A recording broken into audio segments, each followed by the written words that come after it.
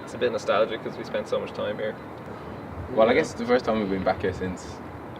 When did we remove all the equipment from the space? The day that we moved out of here was, it was like trying to get rid of as much of the gear as possible and find a home for it, because at that point, you know, Connor and Jeff moved away, and it was just like me, Michael and Hugh left here, but we weren't on the best terms, so it was kind of a bit shit.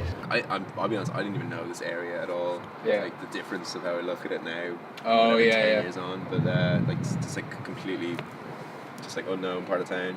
Like I think we were down at Connolly Station or something. And we hopped in the back of his van. Hopped in the back of his van, like no seats or nothing, just like barreling in the back. Yeah. Came up, had a cruise around here, had a look at the space.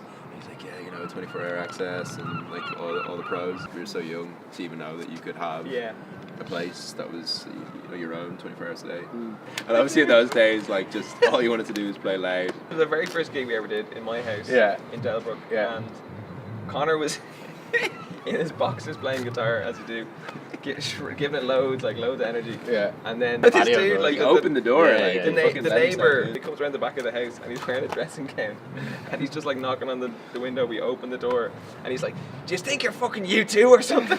But I remember in that room in the house, whoever said it, like, might have been you or you guys were like, so are we doing this, like are we going to be a band? Not to, you know, where there was a kind of a conscious thing of sort of sitting back after a practice or like making music and sort of being cognizant about what we're doing, and that, like, I don't know, that was just such a foreign concept to me at the time, and that sort of like a spark moment. I was like, oh cool, yeah, we're not just like jamming. So me and Neil, we would have met. I came into St. Patrick's Cathedral when I was 7, turning 8, and then you would have came in the year after.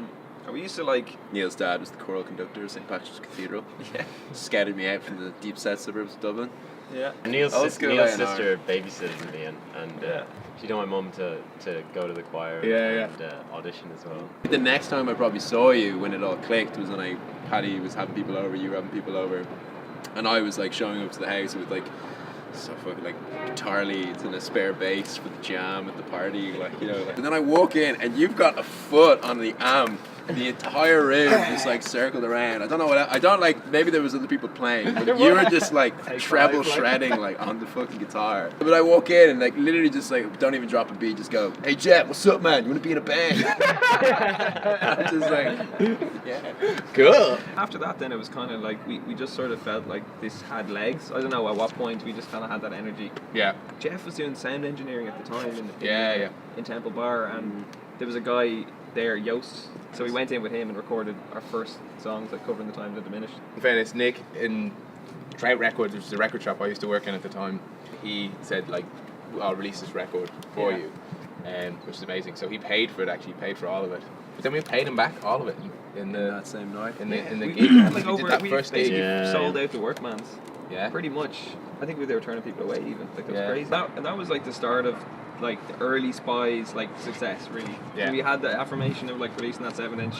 We went on then to like pretty much book out, like, we had the Workman's there, Workman's again. That summer we went away, had like, this was also like the time when we like managed to like amass like a load of money from like gigs and festivals and stuff. Went down to Neil's cottage in Mayo and just spent like 2 months of grandeur, like making like apple sours with Glenn Fiddick and like my apple juice maker, and just like eating steaks at 3 a.m.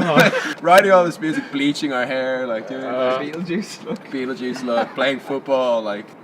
When he like had perspective of that after, was like, you know, came back after that summer, like, yeah man, wrote all these tunes and played that show on the Grand Social. And I remember there was like, you know, it was maybe somebody from South by there, it was maybe someone from like Great Escape, like a few heads. I think they were like, yeah, come check out Spies, like it'll be a good show. And we like what they were expecting was like 3 minutes 30 barricade tracks, and we just like the guts.